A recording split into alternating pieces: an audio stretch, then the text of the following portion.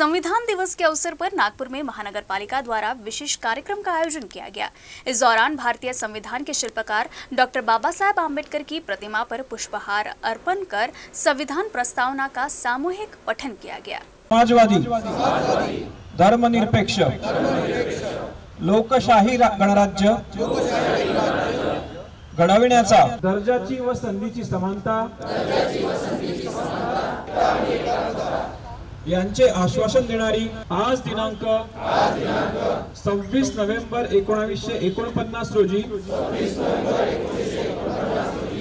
याद्वारे हे संविधान अंगीकृत आणि अधिनियमित केंद्र शासन आणि राज्य शासनाच्या निर्देशानुसार आपण महानगरपालिकेमध्ये भारतीय संविधान दिन जो आहे तो मोठ्या उत्साहामध्ये साजरा केलेला आहे।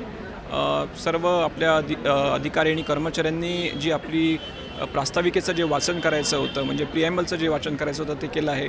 त्याचबरोबर आपण वर्षभर देखील संविधानाचा सन्मान करण्यासाठी आणि त्याच्यातले जे विचार किंवा मूल्य आहेत त्याचा प्रचार व प्रसार करण्यासाठी विविध उपक्रम जे आहेत ते राबवतो आहोत।